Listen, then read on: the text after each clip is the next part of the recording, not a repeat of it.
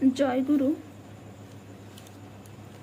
श्री श्री ठाकुर जी के शतनुशरण में लिखा है, अर्थमान यश इत्यादि पाने की आशा में मुझे ठाकुर बनाकर भक्त मत बनो, सावधान हो जाओ, ठगे जाओगे। तुम्हारा ठाकुरत्व न जागने पर कोई तुम्हारा केंद्र भी नहीं, ठाकुर भी नहीं। धोखा देने पर धोखे में पड़ोगे। श्री श्री ठाकुर जी क्या बोल रहे हैं?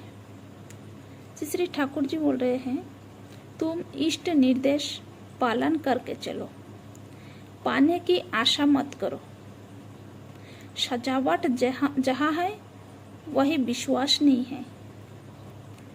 असल बात है कि ठाकुरत्व जगाने के लिए कोई भजन नहीं करता, बल्कि इसे भजने से ठाकुरत्व जागृत होता है। तुम्हारा ठाकुरत्व न जागने पर कोई तुम्हारा केंद्र भी नहीं, ठाकुर भी नहीं। धोखा देने पर धोखे में पड़ोगे। श्री ठाकुर जी बोल रहे, हम केवल भगवान के हैं, हम केवल और केवल ठाकुर जी के हैं। श्री ठाकुर जी के अनुशासन अगर मान कर के नहीं चलते हैं तो श्री ठाकुर जी को फांकी देना हुआ। फांकी देकर यदि उनको ठाकुर बोलते हैं तो उनको मानना नहीं हुआ, फांकी देना हुआ। मुख से भगवान भगवान ठाकुर ठाकुर कहते रहते हैं, लेकिन श्री ठाकुर जी को हम मान कर के नहीं चल रहे हैं तो हमारे अंदर ठाकुरत्व नहीं जागे।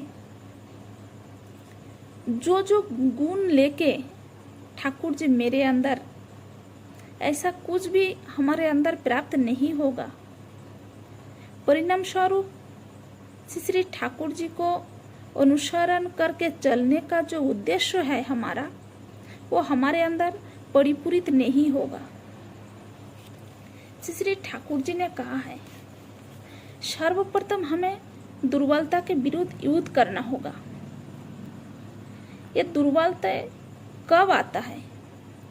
श्री पितृदेव ने बहुत सुंदर ढंग से हमें समझाए कि हमारे अंदर 6 रिपु है, काम, क्रोध, लोभ, मोह, मद एवं मात्सर्य।